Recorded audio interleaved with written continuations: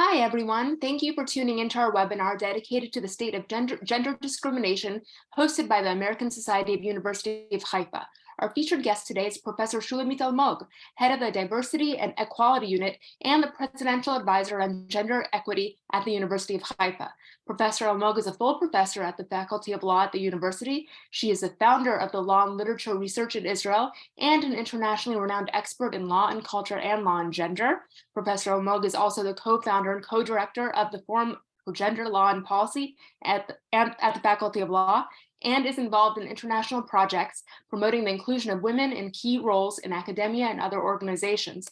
Today, International Women's Day, she will discuss the case of gender equity in Israel and what the university is doing to take the lead on such an important issue. Professor Almog, thank you so much for being with us today.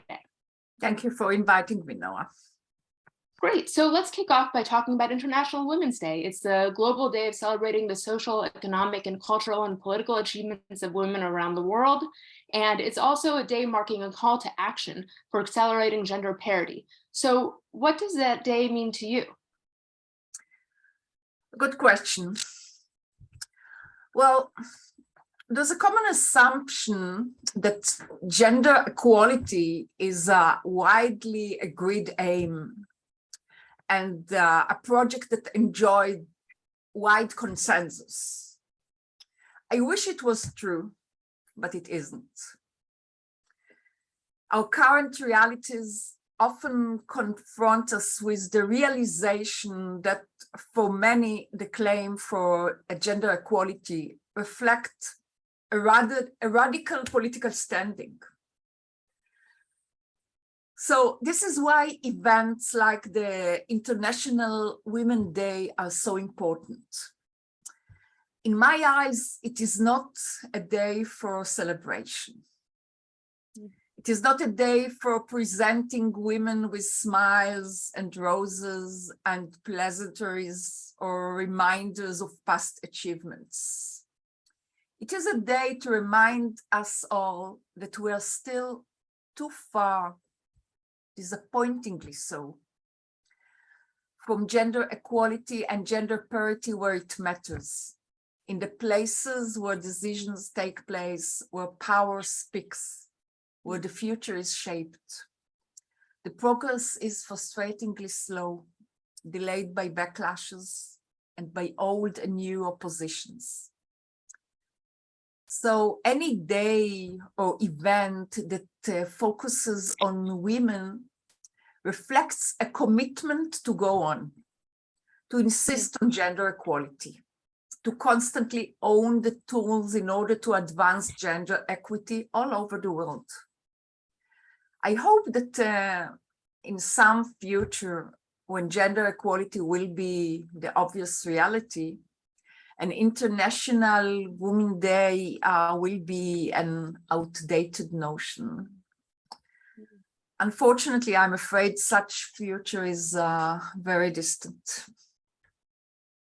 Well, I'm sorry to hear that. Can you maybe be a little bit more specific, at least in terms of, at least in Israel? What are we doing right? What are we doing wrong? You're an expert, especially when it comes to higher education. So where is Israel? Where does Israel stand in terms of women in academia and maybe even just in general? Okay, maybe we'll talk about women in academia later, because the situation of women in academia is echoing the situation of women in society at large. So let us focus upon the current situation of women in Israel and of gender equity in Israel. Mm-hmm. So as you probably know, the representation of women in the Israeli parliament, the Knesset, is very poor. Yes. There are 31 women in Knesset right now, which is less than 26% of the House. Just 9 out of 64 coalition members are women. 2 parties that are members in the coalition exclude women by definition. This is Shas and Yahadut HaTorah. Sure. 6 women are ministers, less than 19%. Only one, the Minister of Education, has a major office. Let us move from this really depressing situation of women and politics to the economy. Sure. So in a research report that Naamat Women Organization has published lately, it is a report that looked at 100 leading companies in the various sectors and industries that make up the Israeli economy. So what is revealed in this report is this, in average, 30% of board members are women, and 27% of management members are women. By the way, there's just one female director general appointed by the new government. Mm-hmm. Yes. So although we have a very advanced legislation in Israel, and the law that grants equality to women was legislated only 2 or 3 years after the state was established in 1951. So we have the law, we have the principle that was declared many times by Israeli court, yet the data speaks for itself. Women are underrepresented where it matters. Most of the power in terms of wealth, political power, and leadership is held by men. This, of course, must be changed. Maybe you want to ask me how it can be changed, Noah? Yeah, well, I was going to ask how can it be changed, but also how can you explain this? It's 2023. Israel is a relatively progressive society compared to other countries. So why is this still such an acute problem? Well, of course, we could talk hours for that.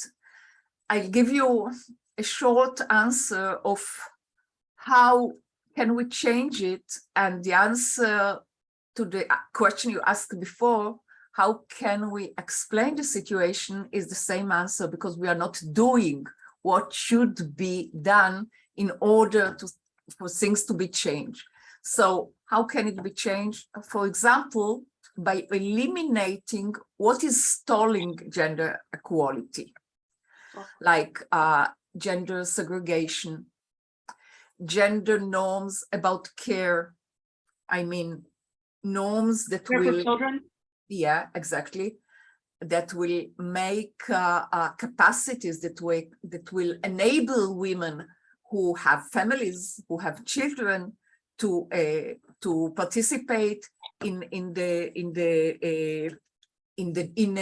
meaningful job and progress meaningfully. And of course, gender inequalities in pay. What we have to do is to promote what accelerates equality, like demanding gender mainstreaming, demanding gender balance in decision-making, in economics, in largest companies, in banks, for example, in politics, and of course, in all cultural and social arenas. Mm-hmm.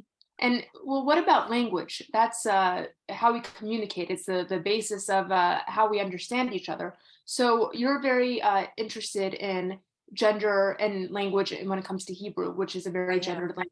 Yes. So so I understand you're now launching a campaign to make gender neutral language in Hebrew, at least when it comes to legal and official documents.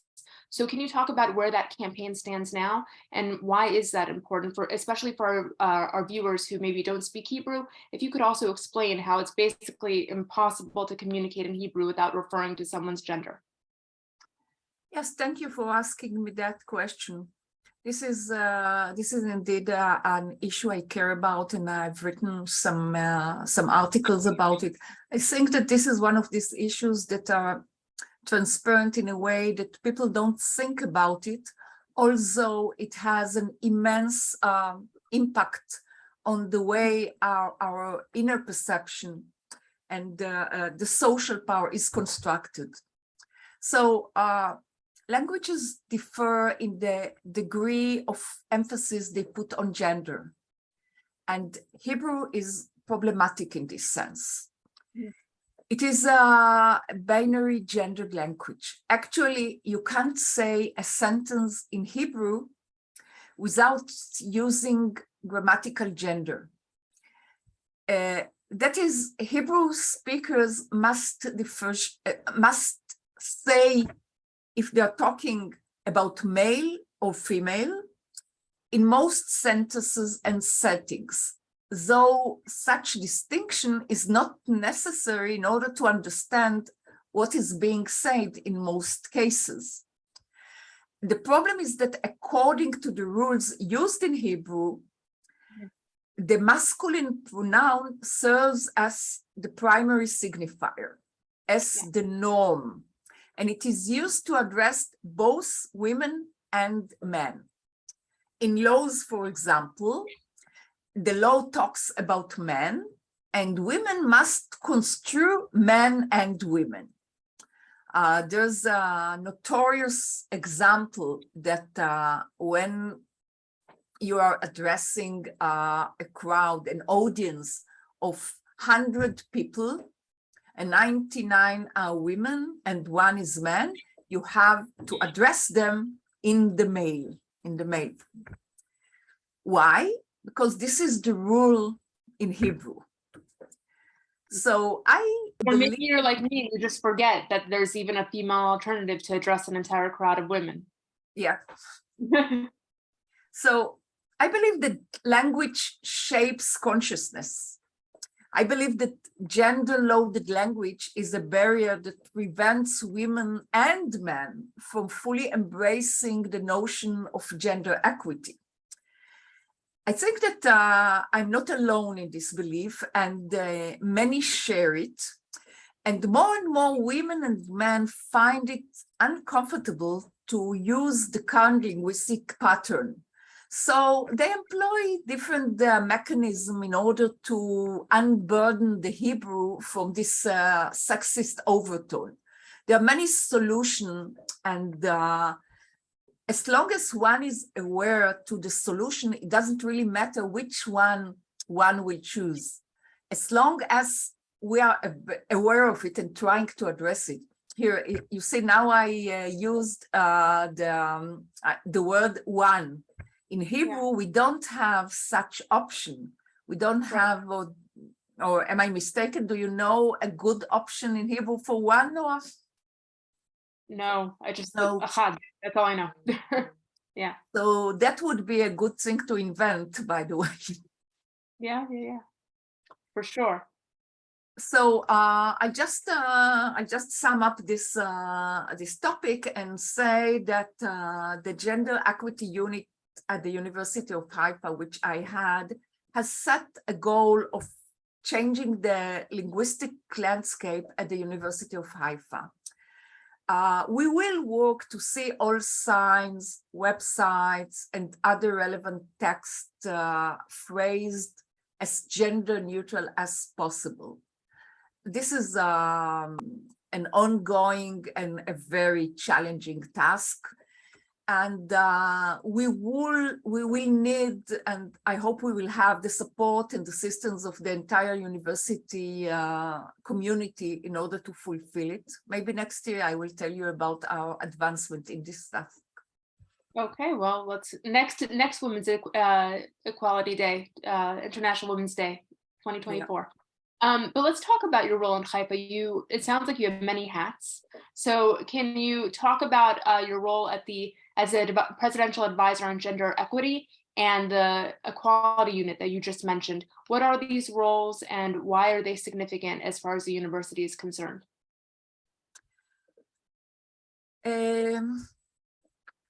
Okay, this role is quite new at Haifa University and at universities at large in Israel. Part of, I mean, it existed in some forms before. But since 2 years ago, it is in a momentum because the Israeli Council of Education has started a plan which is called the Equator Plan. And part of this plan is a commitment of university to appoint a senior figure to head gender equality practices and discourse, and also collect data which will be examined every year to see if every university is advancing in the destination of getting closer to gender parity. So the role of the unit is reviewing all aspects of gender equality and diversity. That's another hat that I'm wearing on campus, and to identify ways to strengthen both among Haifa's faculty, administration, and also the student body. There's a lot that is being done in every department, and one of our roles is to delineate a map, to delineate a document in which everyone would be able to look into these wide activities that we are holding here. Also, we want to promote new initiatives and activities to build culture of gender mainstreaming and diversity mainstreaming at faculty and within the administration levels. We want to set some innovating policies, some strategic plans on equality and diversity, and to establish meaningful links between networking between the community and with national and international partners. One example, just 2 weeks ago, we had the first part of international research cooperation that we are having with the University of Lille in France. So the first part was an international workshop on gender equity in academia. And we had representatives from 6 or 7 countries in US, UK, and some other countries in Europe. And we were hearing about the situation of gender equity in their institution and presenting the situation in ours. The next part of this project will be a big conference on on violence against women, which we are going to participate, and this is going to take place in Lille. So this is just one example of a vast array of activities we are holding, and I'm hoping we'll be able to even expand during the next year. Great. Well, that's very interesting. And, we talked about this a little bit earlier where I mentioned higher education and where is Haifa fares. You're doing so much work in the university to help with this issue. How is Haifa doing when it comes to gender equality, especially when compared to other higher education institutions? Okay, first, a few words perhaps about Israel at large. So in Israel, according to the Council for Higher Education, women comprise the majority of enrolled students in every degree, from bachelor's 58% to PhD 53%. But women who choose to remain in academia, it seems that their opportunities for advancement and promotion are still not on par with men. Actually, one can clearly see from the data, also the data in Haifa University, higher are the ranks, fewer are the women. Significant gaps between men and women are also apparent at the University of Haifa. Although the University of Haifa, we have our data is quite good, and we are placed very high when we compare ourselves with other universities. However, we do have gender disparities also at Haifa University, and the gender disparities vary from faculty to faculty, and sometimes they depends in the fields of research. Moreover, women face different barriers and difficulties alongside different segments of their academic journey. So in order to address this necessitates a practical knowledge-based strategy that will include identifying barriers that prevent gender equality and promote policies aimed at eradicating them. The Gender Equity Unit that we established at the University of Haifa has tools to pursue and realize these goals. The unit tracks and examines gender aspects in programs, initiative, project, and any other significant decision taken by the university. And we aim to collaborate with all relevant university departments and with Israeli authorities in order to promote gender equity and provide relevant and update information regarding the status and progress of women in the university. So there's still much to do, but I think that the awareness and the journey that we started 2 years ago is leading to better results. Well, that's encouraging to hear. And speaking of spreading awareness, I understand you submitted a strategic plan to the Council of Higher Education for progressing this matter. So can you talk about that strategic plan and where it stands today? Well, actually, the answer is quite similar to my answer to the previous question, but I just say that the key element is gathering data, is having a baseline of data and then setting up the goal.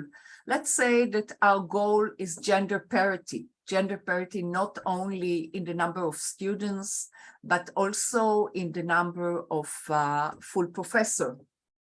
So we have to define the goals and demand ourselves to progress every year towards reaching these goals, to be better every year. Now, of course, this is not enough.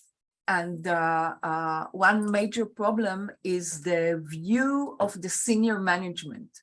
The senior management of Haifa University as the senior management of almost all the other higher education institutions in Israel is very male. Here in Haifa University, all the senior management are men. So I think that every strategic plan in Haifa University and any other institution of this kind must be that the picture must start to change from the top, senior management, and all the way down.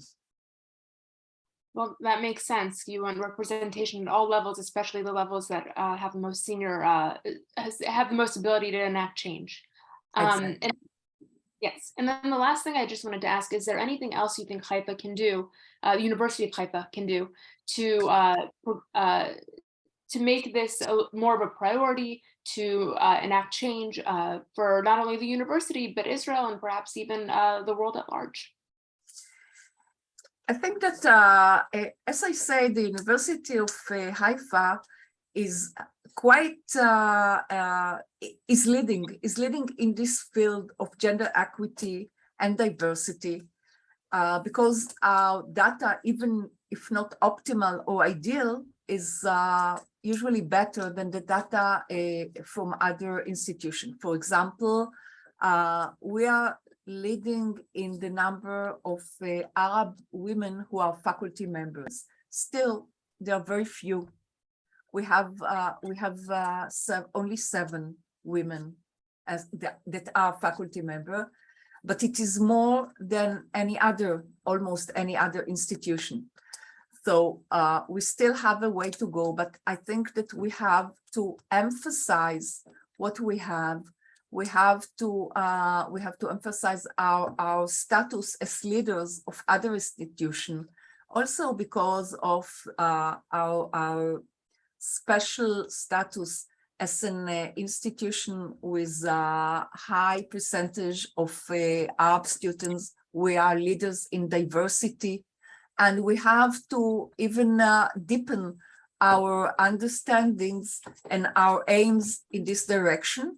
And I would say, to sum up, that a demanding but very important challenge is to arrive to an optimal balance between advancing the goal of gender equity and advancing the goal of diversity, because these 2 aims could be perhaps conflicting, if not thinking about a way to coordinate them or to advance them both in a way that will make sure that no sector or group will be advanced or promoted, while another group or a section will be neglected. So it is a complicated task, but we are now working, for example, upon a theoretical working paper that will try to decipher this complicated challenge. Absolutely. Well, thank you so much for your time and your interesting answers. And to everyone tuning in today, if you want to hear more about the American Society of University of Haifa and learn about our other activities and initiatives, please visit asuh.org. And thank you so much, and happy International Women's Day. And hopefully we'll only hear better news in the years to come. Thank you, and thank you all for listening. Thank you so much. Bye.